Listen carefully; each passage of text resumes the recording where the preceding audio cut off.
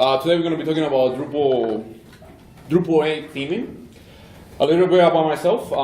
My name is Darryl Norris. I work for Hewlett Packard Enterprise. I've been doing Drupal for around 3 years. You can follow me or find in any of social media, Darryl100. Most of this presentation, I learned about theming mainly because I had a theme that I want to port to Drupal 8, and I also created a theme for my website that I want to migrate to Drupal 8.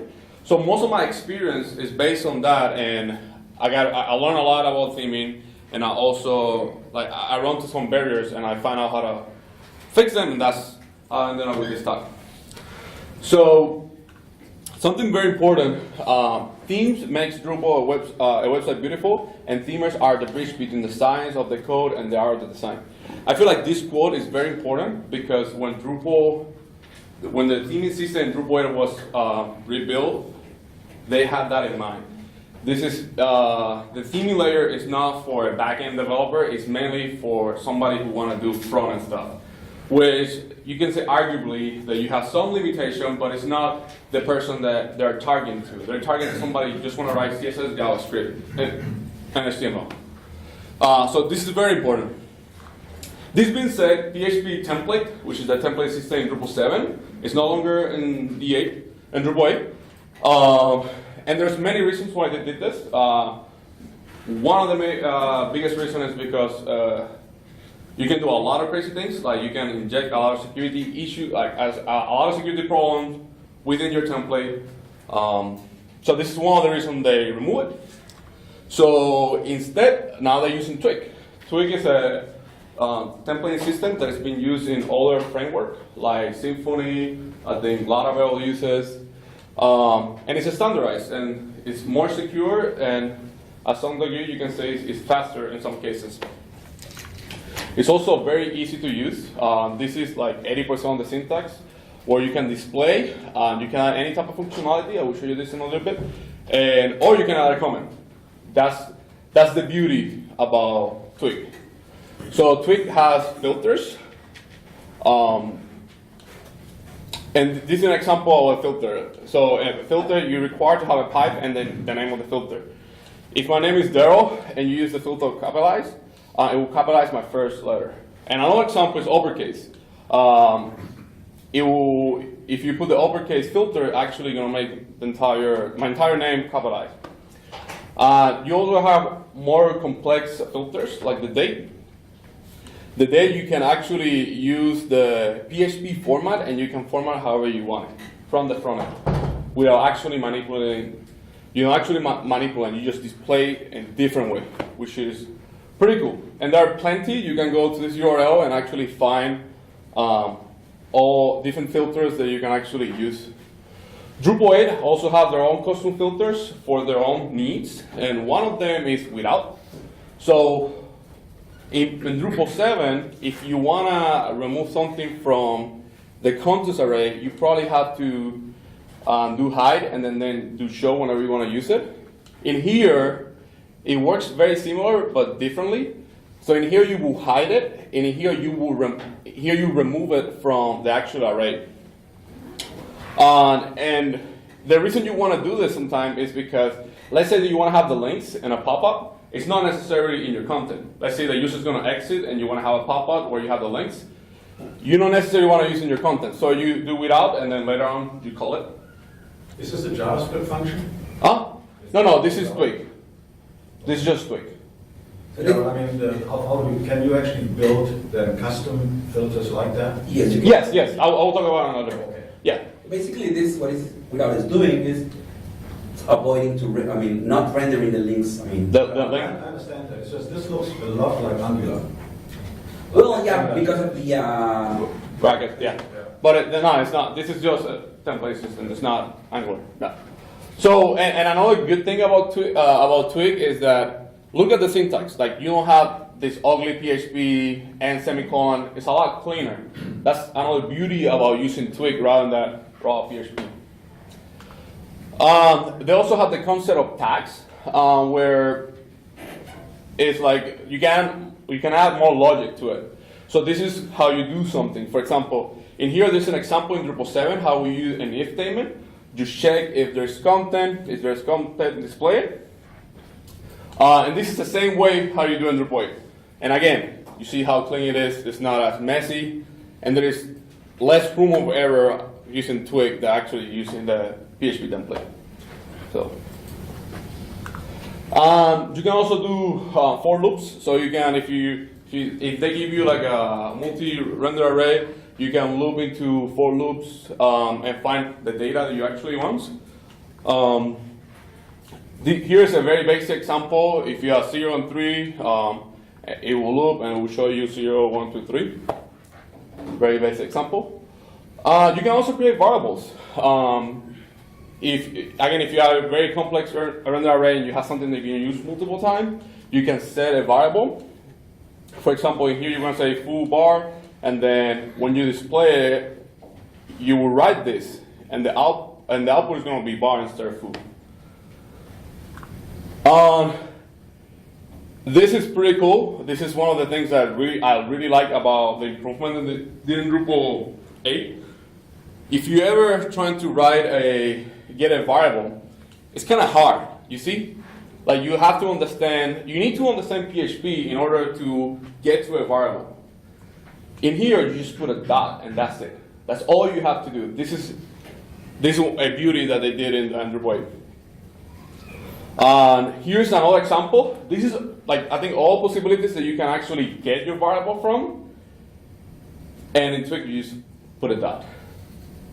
And this is a mess. I mean, I know front-end developers, they don't care about PHP. They're like, I don't need to know PHP. There's no reason for me to understand that. I'm a JavaScript guy. That's all I care. For front-end developers, this is actually pretty good because it removes the bridge. They don't have to understand PHP in order to get a variable. So for translation, Twig has this thing called trans, which is intended to use when you have heavy block of text, and Drupal been having forever the T function. So if you have like a small string, you can use the T function in Twig, or if you have a big block that you want to actually translate it, you use the trans tag.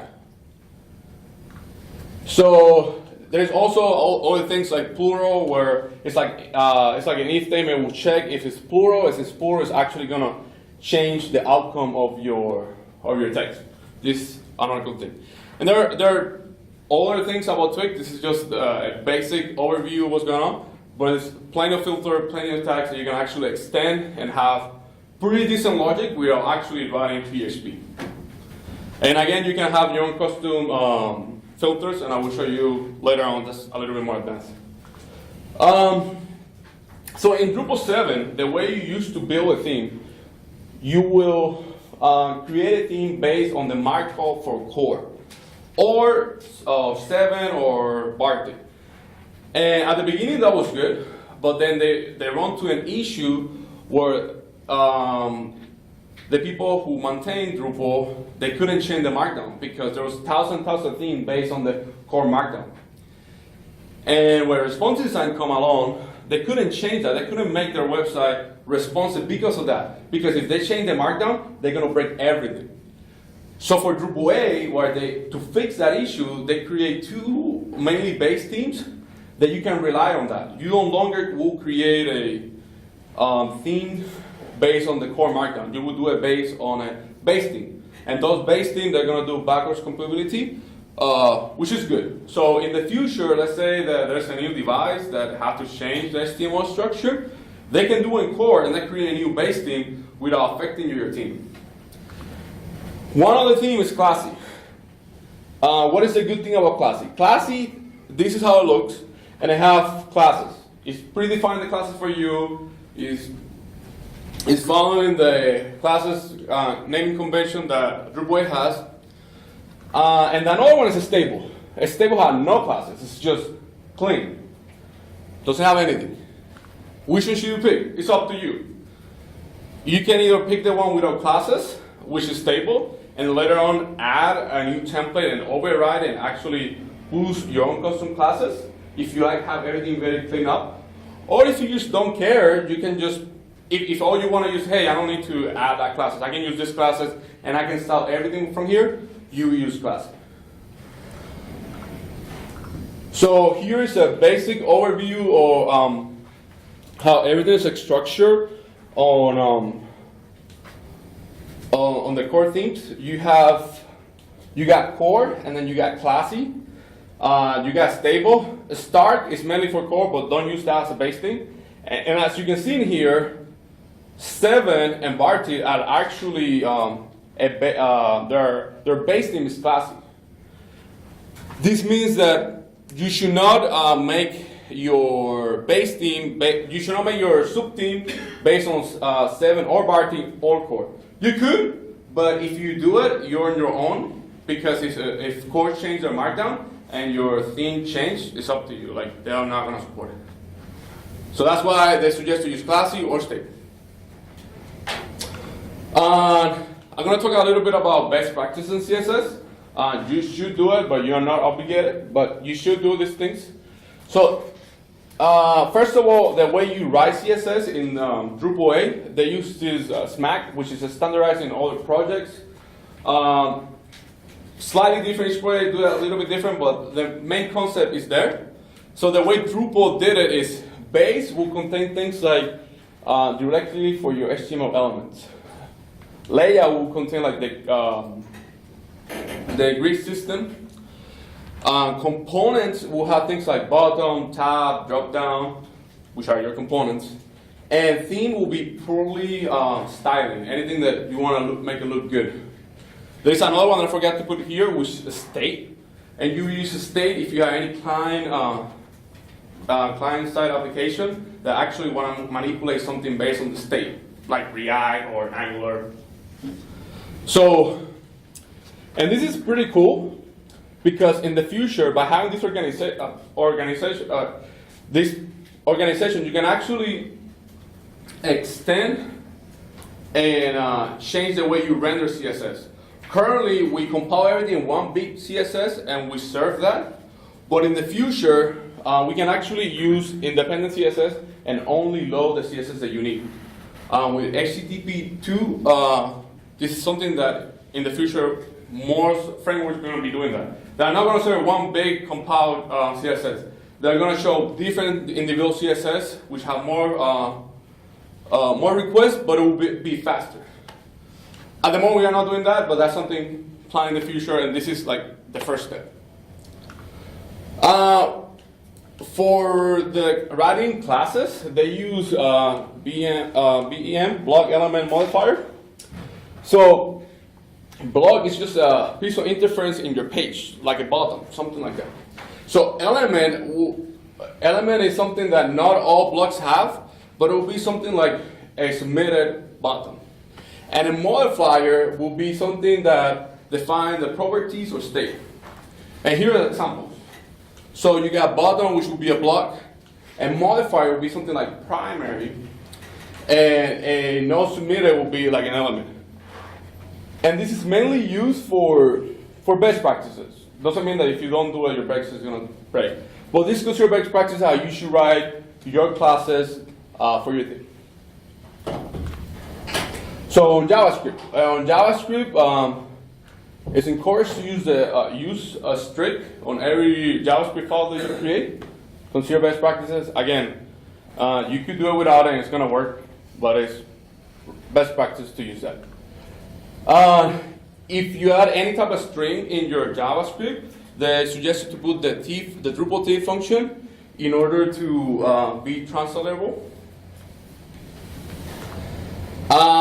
It's also considered best practice that if you add any class to your Markdown that is the only purpose is to be manipulated by JavaScript, add the JS as a prefix. Here is like a basic structure of I think how it's going to look like. You're going to have like the breakpoints, which I'm going to be talking about soon. That info file, libraries, that theme, your configuration, CSS, JavaScript, and your templates. You can also have your images and your logo. So that info file is very similar as the Drupal 7. The only reason is that now it's a YAML extension. We changed the syntax a little bit. This is the syntax. This is a very basic YAML file where you have your name, type, which is theme, description, a style remove, which is how you can remove any type of CSS that you want, either from a module or another sub-theme, and you define, and below that you can define the regions. You can also define your libraries where it's actually where you put your CSS, and I will be talking about soon. Template.php in Drupal 7, it was the place where you put all your prerequisites and function, where you put all your logic. Now it's not template.php anymore. It's actually your name of the theme, that theme. You can write any type of PHP in there.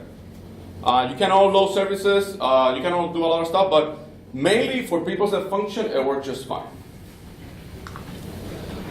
Here's an example of how we use it. You will write a prerequisite function to add a variable or edit, like the theme form.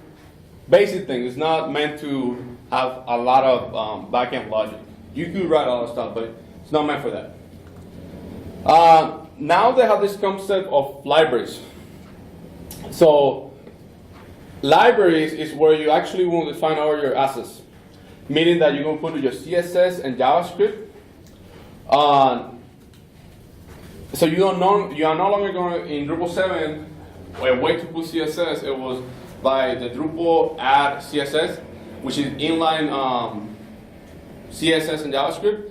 You can no longer do that. You need to define everything by libraries. And in Drupal 8, you no longer have jQuery in every request. So if you want to use jQuery, you need to put as a dependency, and this will load your jQuery, which is good because not all the time you need jQuery. Like jQuery is awesome; you can do a lot of stuff with it. But I know people that hate use jQuery. You don't need to use it anymore. So that's something to keep in mind whenever you're building a thing. If you're dependent on jQuery, you have to put as a dependency. If you want to attach a library to a specific template, this is how you would do it. You use attach library and the name of the library, and you will load that. There's 3 core libraries from core, which is Drupal, which includes the Drupal behaviors. And you also have the jQuery, which is like the jQuery version of Drupal core. And the jQuery once, which will allow you to apply a function once to an element. So yeah, those are the 3 core libraries. And each theme will have their own custom libraries. If you see any contrib, they're going to use their own libraries. So you can also define a library as an external. So let's say you want to use a CDN or something like that. You can actually point as an external library that is not necessarily in your local environment, in your environment. Drupal had this concept of breakpoints, which from the theming layer you don't get like a lot of advantage of it, but it can be used across other contrib projects, and there's a core module that actually uses it. In here, you will define some information about your theme, which is the breakpoints information. So, for instance, you will write something like this, where you have the label, it's like for mobile or for, the label is just a name, and you can put the max width and the min width, and this is going to be used for other modules. I think the responsive images actually use this. But for the theming layer, all you can do is actually define it. In Drupal 8, now it has this concept of configuration, where like fields are configurations, entities are configuration, and themes, modules, and profile can carry configuration. And let me give you an example why you want to carry configuration your theme. Let's say that you're building a user profile, and you have a lot of styling, but it actually requires to have a specific fields. You will load, what you want to do is actually load that configuration of your theme when your theme is installed, so the user have all the fields that they need with your styling. And you will do that by adding, like you will export the configuration and add it in the config.install. And once your theme is installed, every configuration that you put in that folder is actually going to be imported. So this is pretty cool whenever you want to ship a really nice product. So there's another configuration that is like independent, which is your theme. In the theme administration, there's like some basic setting, and you will define that in a different file, which is in the name of your theme, that setting.yaml file. So PeopleSet function, you should not add your markdown using a PeopleSet function. That's something that it was been done a lot in Drupal 7, and sometimes it's a mess to find out where that actually markup command, and it's considered that now as it's discouraged, not considered bad practice, but it's discouraged.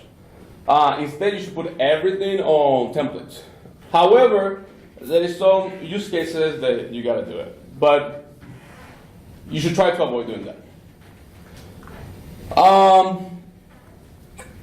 Here's a few things about debugging. When you're developing when you start developing your theme, you probably want to have this configuration in your site default service, which it will remove some debugging. It will enable some debugging functionality. However, it will set your cache as true.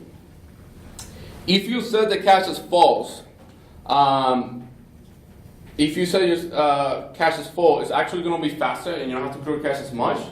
But based on a huge conversation that I had with a few people that actually do more theming than me, you should actually test it out and develop with the cache true, because it might change. Because sometimes we have different level of caching, so you want to have this configuration.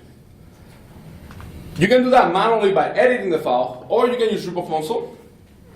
Drupal Console has this concept of site mode dev, which will disable a lot of stuff from the caching, and it has the same configuration, which is considered best practices. And whenever you're done, you can actually set site mode prod, and it will switch back again everything that was like ready for production. And if I'm not wrong, there is some plans to make this configurable. So if you want to have a different way of manipulating the site mode, like for example, you don't want to, enable the views caching or something like the views debugging, you can actually disable that. Is that true, Jesus? Yeah, there's a YAML file gets copied in your system, so you can mess around with any of the configurations of this command. Yeah. Basically, this command contains the YAML, and we're also working on setting. We have this config import and export command. Yeah. So we are working on having another YAML file reading that configuration. So the command will read this YAML file, and you will be able to set which configuration keys and values you don't want to export and import every single time you run the command. So basically, this command helps you. You clone the project, you clone your projects on production, helps you to turn off all the caching, do your work, just turn on again, and just commit your work. Yeah. So this is a very easy way to do it. I rather use Drupal Console than actually edit it myself and make an error. This will do it for you, and it should work. Yeah, because YAMLs are kind of, easier to maintain. Yeah. Yeah, you set a tab instead of spaces, and you break your site. Yeah. So once you do either this or that, you're gonna have the theme debug enabled. So this is a beauty, and Drupal 7 just had it for a year and a half. So once you enable this is gonna show you template suggestion for every div, which is great because it's gonna be your best friend. Like if you want to manipulate any div, for example, the first div, you will look at any of this template. If you have an X, it means that there is somebody who's actually using that template, and the idea is that you want to find that template the one they have with the X, and you want to copy that and actually overwrite everything. Like overwrite whatever you want to do. If you want to manipulate that div. So yeah. So this is going to be your best friend. You're going to be using this a lot if you're doing any type of theming. Because like every div might be a different template, or it might be a different hierarchy. So yeah, theme div was pretty cool. And again, this is available in Drupal 7 since like 3.7, something like that. So yeah. There is a project called Drupal Template Helper, which it will remove all those comments and put it in a plugin, in a tab, isolated. So you can actually have the theme debug enabled all the time, and it doesn't interrupt you. It doesn't look too bad because it removes all the comments. Because if you have the theme debug too long, it might be a little bit annoying after a while. So you can use this project. It's only for Chrome, which will extract everything and put in a very nice tab. By the way, I will give the slides later, so you guys, if you guys type in that, you can copy from the slide later. So let's say that you're on a template, you find the template that you want, and you're looking for variables. You can use dump. You can say the name of the variable and dump this. But this looks really ugly. I mean, nobody want to deal with this. So instead, there's a project in Devel called Kent that is just a wrapper for the HTML array, and it will make everything a lot nicer. And here you can go in dip. There's also an alternative for Kent if you don't like this, called Ladybug. I haven't tested out, but I know it's out there, and Ladybug is actually more common in the Symfony world. So if you don't like Kent, there's another option called Ladybug. You can use it. Yeah, maybe you don't want to install DL in full just to get Kent. Yeah. So there's bar dumper as well. Yeah. There's also Search Kent, which it will add a search in Kent, and you can actually search through all your array, and it's gonna like show only the things that are in your that you're actually searching for, which is very, very helpful. If you want to get the information about your breakpoints, there's not actually, Core doesn't have a UI, so there is a project called Breakpoints UI that will actually give you the same information. There is also the same thing with libraries. There is a libraries UI project that will give you the information about the UIs if you need it or if you want it from the UI. There is another project called Libraries Debug, which once you install it, it will show you your libraries information on every page request, which can be very helpful if you want to understand which library is being loaded at the moment. So, there's a few things that I have learned by doing theming. This is something that I stole from the Vanilla project. This is it will remove all the CSS from core.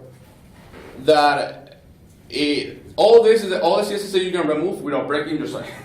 Like you can have a very clean up theme that have not any CSS. The CSS above that is coming out is CSS that is there, but if you remove it, you might break some functionality. So you can feel free to copy this and remove a lot of CSS that you don't actually want to load. So something that I run into a few months back, it was that I was trying to install a views field, and first of all, when I was using theme debug, it wasn't there. Like the suggestion, it wasn't there. I've been doing it for a while, so I know how to write my own template. I wrote my template because I know the structure, and when I did dump, my server crashed. And then I actually hacked my server to have a lot of memory. When I did that, my browser crashed. And after a while, I find out that at that level, doing dump, there's like a lot of queries that, a lot of processing that your browser or your server will crash because there's a lot of processing going on. So here is like a solution if you need to add a wrapper around a viewed field. You could make the variable into an output and add this and the name of the field. And what it's going actually no, you put a field. And what it's actually going to do is each view template is actually going to have a variable called output that you can create your own template and you can add a wrapper to it. So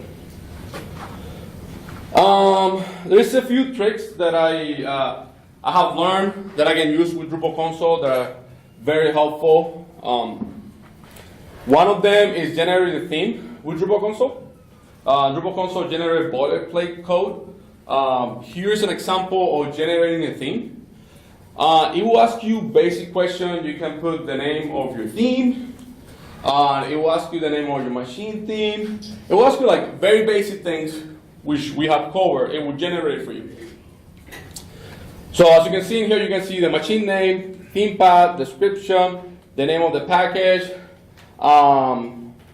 the base theme, which is classy. You can add regions, and we keep asking your question. It will create boilerplate. You can also create all your breakpoints from here. At the moment, they don't have the UI, the libraries to generate that, but that's coming up soon. So yeah, this is very helpful for a starting point. You just generate basic things. So another thing that there's a limitation is that config. You remember when I showed you the config install? That's only to import configuration. But let's say you want to edit any type of configuration in your system. No, you want to override any type of configuration. You cannot do that by default from a module or from a theme. And sometimes you don't want to create an entire profile only to have some configuration override. As a result, I found out like Drupal Console can handle that very well. So you can use something like config import in Drupal Console.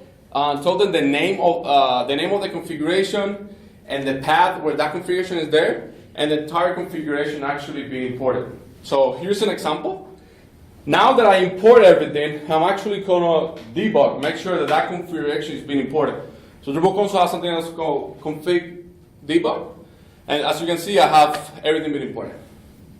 So this is very helpful. Again, for example, the way you organize your fields in like manage display or manage forms, that is a configuration. If you want to manipulate that, you cannot do that by a config import. You have to do it through Drupal Console or through a module adding our logic. But to me, this is a lot faster than actually doing that. Once you do things like that, you can do that for developing, but once you want to make this deployable, it's very useful to actually create a chain command for Drupal Console, which what are you going to do? Actually, you're going to run the same command that you just run for developing purpose, and you can use the generate chain, and it will give you this structure. This structure right here, you can put in a YAML file, and automatically will run the same step that you did by running the command. Here is a basic example of disabling a view. So I'm overriding a view's configuration. I'm saying the status as 0, which will disable my, my view.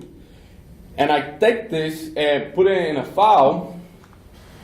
And then later on, I can actually run something that say Drupal chain. And as you can see in here, I can put in my theme. And I can tell users, if you want to override this configuration, just run this. And you can do that multiple times. Chain command can take multiple Drupal console commands and have it in one file, which is very helpful. So for my project Casper, I actually have change command that actually, once you install the project, I tell you, run these commands to configure your project. Instead of having a module, or instead of telling them 20 steps to move all our stuff. So yeah. Another interesting thing that was built by Mark Drummond. He was presenting just about component libraries. He's actually here. He do two things. First of all, he run a pull request to Drupal Console to add the ability of loading commands from Drupal Console within a theme. And the reason he did that is because he have a project called Liberty Theme, which is considered a base theme. In the past, if in Drupal 7 you're using something like Omega or Zen, where you create a base theme, you have to copy a lot of files and change every single file name to the name of your subtheme. Instead, he had the great idea of, instead of renaming everything, he created a Drupal console generator where it will take his theme and ask you a few questions and actually generate a subtheme based on his base theme, which is pretty cool. You can go to the Drupal.org project library, Liberty, if you want to look at it and see how he did it. It's very similar of how I generated my theme, but it's with his configuration, which is pretty cool. You can also create Twig extensions. In this link, there's a huge explanation how you can do that. You can also, Drupal Console have a boilerplate for that. And after you do that, after you run the command generate Twig extension, all you have to do is add all your logic to the method filter, and it will have all the information. And this blog post right here, they will explain you like every single step and different use cases, which is very, very helpful. And the reason you want to write your Twig custom extension is, let's say that you have a business logic that you need to add it in your Twig as a filter or as a tag that you don't have available already.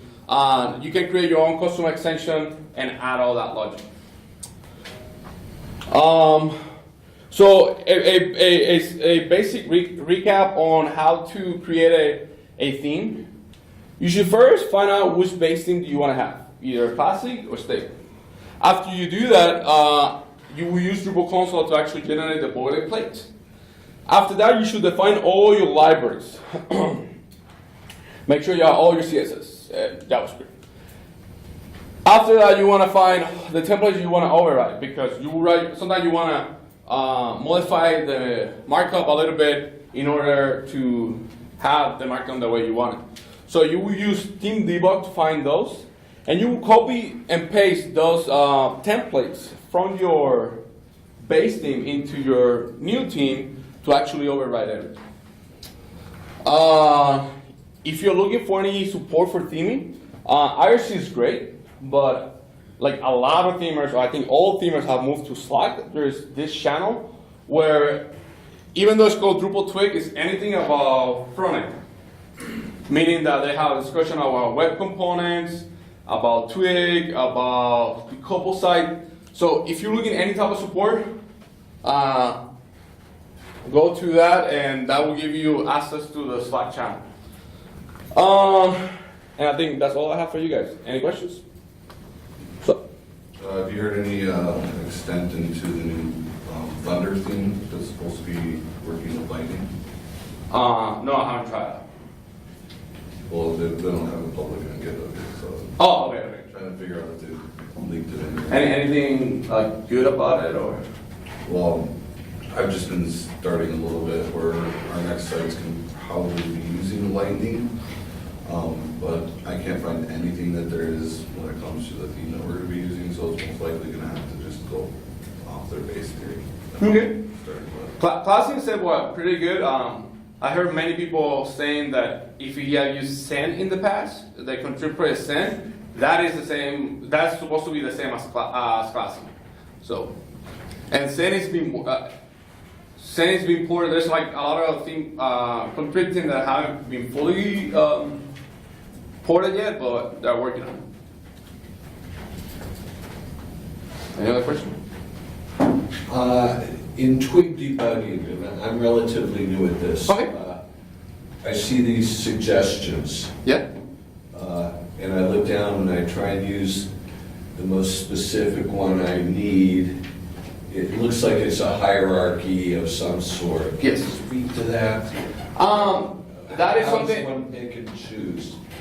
For that, you need to understand Drupal very well, and I know that's not really a good answer, but that's the correct answer. So usually the longer the suggestion is, the more specific it is. So you need to have an understanding where actually you want to manipulate. So let me give you an example. If you want to have, you can write a template that have like a view mode, and it's specific for the field, and that will actually manipulate that field with that view mode. However, you don't want to do the same thing in the node template, which is like everything.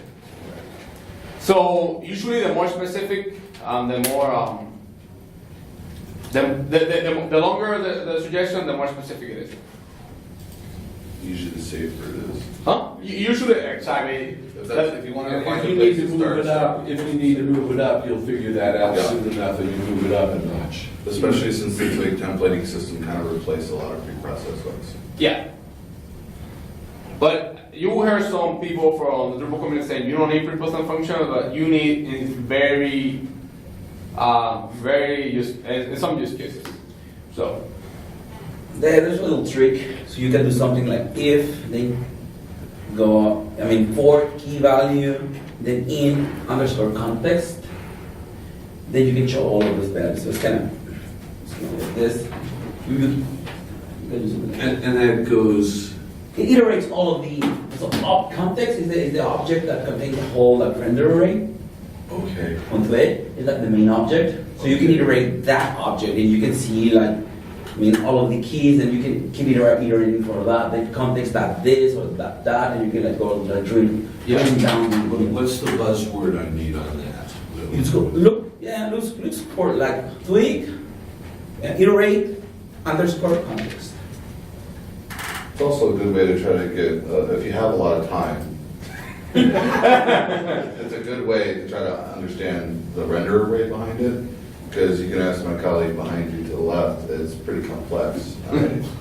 And I had to help him set up XDebug on his machine and in his working environment so that he can actually pinpoint a few things that he was already struggling as much as it was. So the key word there is if you have a lot of time and you want to understand the render array, that's a very good place to start. Okay.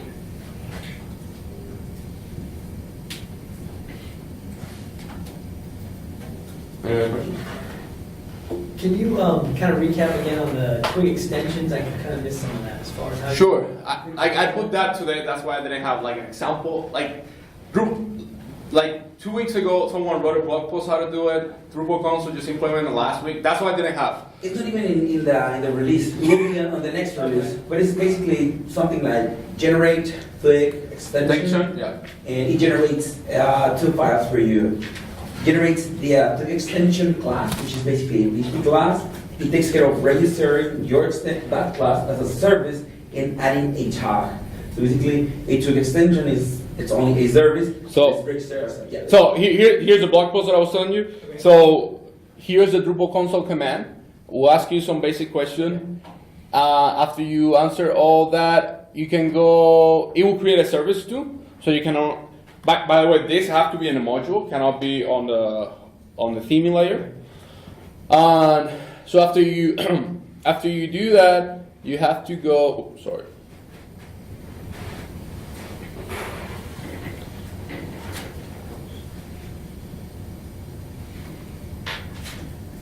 Yeah, get function. Yeah, get function. So you will go to you add your logic, and the template path is actually another function that have the functionality. But in get function is where you're gonna put the logic, and then later on you can use this template path underscore path, and that will have the filter. Let me see if you have an example. So let me see. So in here, after you do that, you're going to be able to do something like template path, and that will do whatever he put in the function to do. So basically, it's only registered. So in this case, when Kenneth wrote the blog post, he wrote it using the generate service, command generator. And then he sent me a link, and I was like, oh, this is great. And then 5 minutes later, he was like, I will grow the generator to avoid doing this manually and just generate the whole thing for you. Because in this case, he's doing everything like by hand. So he did this example for learning how to do that, and then he beat me again for I will say your command. And next day the command was there. So it's like, and it's pretty straightforward. The advantage of using Drupal Console in this case is you can inject services from the container and everything gets registered in your service class and get injected to the services that YAML in the module. So yeah. If you're fairly new, the dependency injection layer on Symfony is pretty complex, and you want to try to generate as much as you can. Yeah, that's true. And the only thing you need to do while running the command, can you scroll down a little, is you implement that the get functions. Sorry. That one. The get function and the theme pad is what I have the logic, which is here. That's the only two pieces you need to implement if you run the command. So here you put the logic, here it will call it, and here's what you actually pass through to the function in Twig, and then in Twig later you can actually use the theme template pad. So basically, the first one helps you to register a function. The other function you do that is the function itself in the code. But usually, you don't have to do that, but that would be if you have any business reason where any of the function or tags that Twig already have, and you need to have something very custom, this is when you would do it.